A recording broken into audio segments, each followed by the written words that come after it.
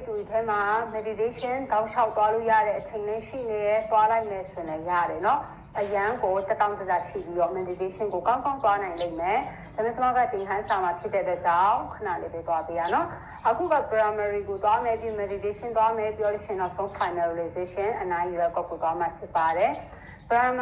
primary ဆိုတာကကြား order လေးနော်သူအသက်ရှူရဲပြီးရင်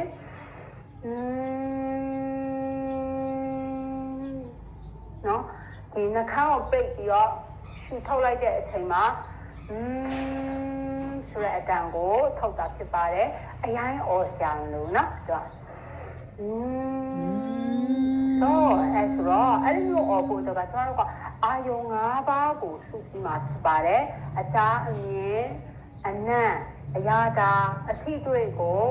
စုစည်းလိုက်တဲ့ပုံစံလေးကိုသွားမှာဖြစ်ပါတယ်ဆိုတော့အချားတော့နားကိုစုစည်းဖို့အတွက်လက်မလေးနဲ့နှပေါက်ကိုပိတ်နေအမြင်မျက်လုံးလေးမိတ်ပြီးတော့မျက်လုံးပေါ်မှာလက်ညှိုးလေးတင်တယ်နော်အနံ့နှာခေါင်းဒီလိုမျိုးအပေါ်ကနေနှာခေါင်းပေါက်ကိုပိတ်တာမဟုတ်ဘူးတဲ့အလယ်နားလောက်မှာပိတ်မယ်နော်ဒီနားလေးဆိုနှာခေါင်းပေါက်နော်အပေါက်တေးလေးရှိရနော်ဒီနားအနားကိုပိတ်လိုက်ကြအရင်ပိတ်တာမဟုတ်နည်းနည်းလေးဟာထားနေတော့ကြောင်းနော်ဒီလိုလို့ရှိရင်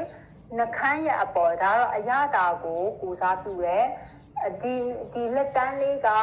မေးဖြားပေါ်မှာဒါတော့အထီးအစ်ကိုကိုစားပြုတယ်ဆိုတော့လက်မလေးကနားကိုပိတ်တယ်လက်ရိုးလေးကမျက်လုံးပေါ်မှာတင်တယ်လက်ကလေးလေးကနှာခေါင်းရဲ့အလယ်မှာ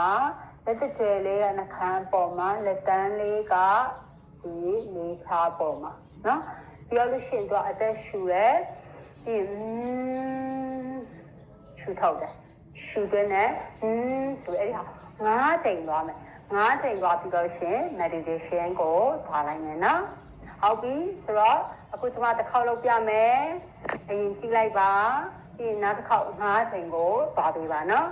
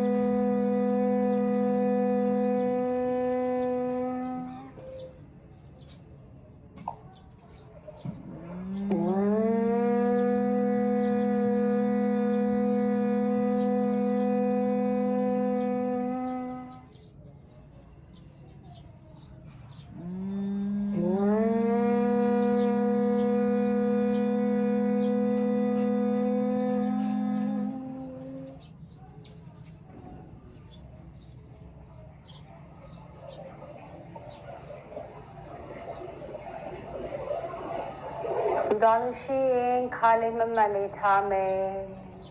နားလေးပိတ်ထားပြီးပြန်ဖွင့်တဲ့အတွက်အပူလေးပါထွက်နေလိမ့်မယ်နော်ရှူတင်းရှူထောက်လုပ်ထားပြီးပါ